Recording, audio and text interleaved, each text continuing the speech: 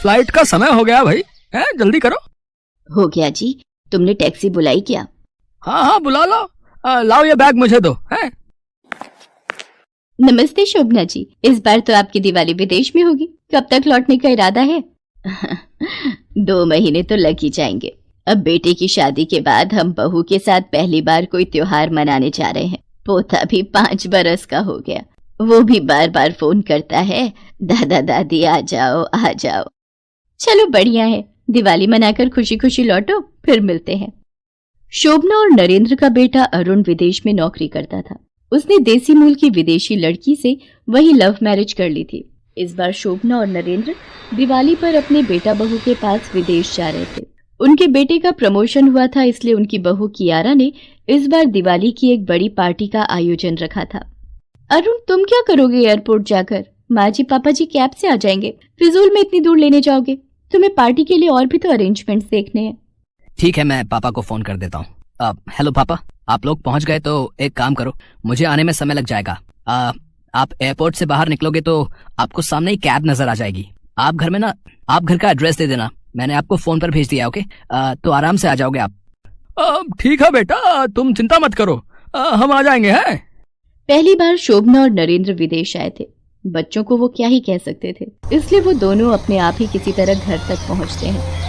दादी जी, दादाजी, आपको पता है 2 दिन बाद दिवाली है, बहुत सारे गेस्ट्स आएंगे, मेरे फ्रेंड्स भी आएंगे। वैसे भी बहुत अच्छा है, इसमें हम एक दूसरे के साथ मिलकर बहुत मस्ती करते हैं। दादी, ये सब क्या है?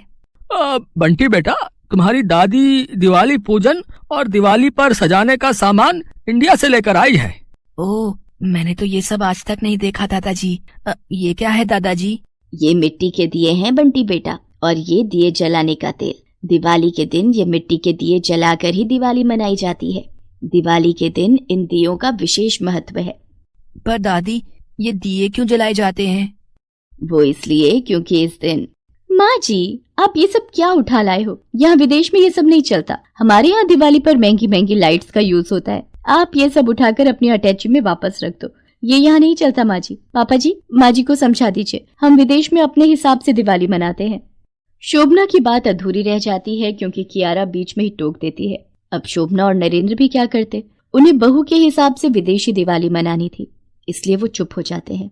कियारा अपने हिसाब से दिवाली की तैयारियां कर रही थी। कियारा, स्नैक्स और कोल्ड ड्रिंक्स का अरेंजमेंट गार्डन एरिया में रखवा दिया है। ठीक है, वैसे भी मैंने सारी महंगी लाइट्स गार्डन एरिया में ही लगवाई है। बहू, ये खील और खिलौने भी पूजा में रखवा देना। कौन सी पूजा? दिवाली की पूजा बहू। माँ जी, मैं विदेशी दिवाली मना रही हूँ, मैं कोई पूजा के अरेंजमेंट्स नहीं रख रही हूँ। यहाँ पर खाना पीना होगा और सारे गेस्ट डांस वगैरह करेंगे। अरुण बेटा, दिवाली पर लक्ष्मी गणेश पूजन तो बहुत जरूरी है, तुम लोग वो नहीं रख रहे हो? सॉरी पापा, इस बार दिवाली पार्टी की सारी तैयारियां कियारा कर रही है, तो मैं तो इस बारे में कुछ भी नहीं कह सकता। अरुण और कियारा वहाँ से चले जाते हैं। दादी जी, ये देखो, मॉम डैड मेरे लिए क्रैकर्स लाए हैं। चलो ना दादाजी, हम पटाखे जलाते हैं। चलो बेटा, चलो चलो, मैं तुम्हें अनार चला कर दिखाता हूँ। है शोभना खील खिलौने वापस अटैची में रख देती है। कियारा हिंदुस्तानी तरीके से दिवाली मनाना ही नहीं जानती थी। उसे तो बस ये था कि महंगी महंगी लाइट्स लगाकर गेस्ट को बुला लो और खाना पीना करके दिवाली का त्योहार पूरा हो गया। कियारा ने शुरू से ऐसा ही किया था, इसलिए उसे समझाने वाला कोई था ही नहीं, और वही चीज अब अरुण भी फॉलो कर रहा था। दिवाली का दिन आ जाता है, मेहमान आने शुरू हो जाते हैं। अरुण, पापा जी ने कुर्ता पजामा पहन लिया है, और माँ जी की साड़ी भी देखो कितनी पुरानी स्टाइल की है। कियारा, माँ पापा शुरू से ही ऐसे कपड़े पहनते हैं, उन्हें कुछ नहीं कह सकते। अभी मेहमान आने शुरू हो गए, अब तुम सब कुछ छोड़कर उनका वेलकम करो, ठीक है? ओके। कियारा और अरुण पार्टी में आए मेहमानों की खातिरदारी में लग जाते हैं। तभी अचानक गार्डन एरिया की सारी लाइट्स बंद हो जाती हैं, सब तरफ अंधेरा हो जाता है। उफ, ये कैसे हो गया? मैंने तो इतनी महंगी और इम्पोर्टेड लाइट लगवाई थी, ये लाइट्स बंद कैसे हो गई? डेविड, जरा जाकर देखो लाइट्स को क्या हुआ है। पार्टी में आए सभी मेहमान परेशान हो जाते हैं क्योंकि पार्टी में सब तरफ अंधेरा था। मैम, सब कुछ ठीक है, घर के अंदर की लाइट्स आ रही हैं, पर गार्डन एरिया की लाइट्स खराब हो गई हैं। ओहो, अब इतने सारे मेहमानों को कैसे हैंडल करेंगे? इतने अंधेरे में ये सब कैसे होगा? सुनो जी, दिवाली के दिन घर में अंधेरा अच्छी बात नहीं, आप जरा मेरे साथ चलो। शोभना अंदर जाती है और अपनी अटैची में रखे दिवाली के दिए और तेल निकालती है।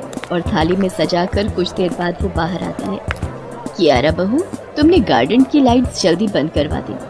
हमें लगा लाइट्स थोड़ी देर से बंद होगी, इसलिए तुम्हारी सासू माँ और मैं आराम से दिए जला रहे थे। अरुण बेटा, कियारा बहू, ये सारे दिए गार्डन एरिया में सजा दो, तब तक हम और दियों में तेल डाल कर लाते हैं। Wow, it's so beautiful. ये दिए कितने सुंदर दिखाई दे रहे हैं। यस मिसेस ब्रगेंजा, ये लाइट्स तो बहुत सुंदर हैं। It's natural. पार्टी में आए सब लोग दियों की सजावट देखकर बहुत खुश होते हैं। कियारा बहुत शर्मिंदा थी। उसने अपनी सास और ससुर के साथ किस तरह से व्यवहार किया था, वो इसी बारे में सोच रही थी। आज उन्होंने दिए जलाकर पार्टी को संभाल लिया था। तभी बंटी सबके बीच कहता है, दादी, आपने बताया नहीं कि ये फेस्टिवल क्यों मनाया जाता है?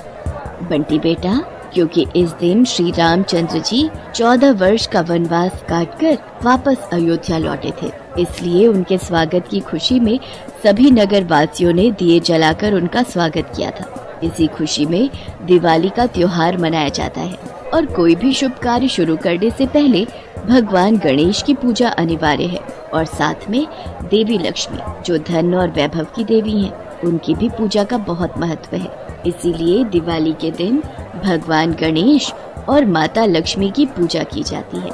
फिर तो हमें भी दादाजी और दादी जी लक्ष्मी गणेश का पूजन करना चाहिए ना? बंटी बेटा, तुम सही कह रहे हो और आज हम सब मिलकर लक्ष्मी गणेश का पूजन और आरती करेंगे। माँ जी, आप जो खील और खिलौने लाई थी वो कहाँ रखे?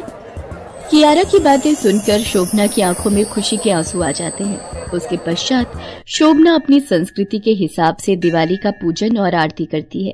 पार्टी में आने वाले सब मेहमान भारतीय तौर तरीके से मनाई जाने वाली दिवाली की बहुत तारीफ करते हैं। बंटी भी अपने रीति रिवाज को समझता है। शोभना और नरेंद्र उसे सारे त्योहारों के बारे में विस्तार से समझाते हैं और उसके बाद शोभना और नरेंद्र अपने बेटा बहू और पोते के साथ घुल मिल कर रहते हैं।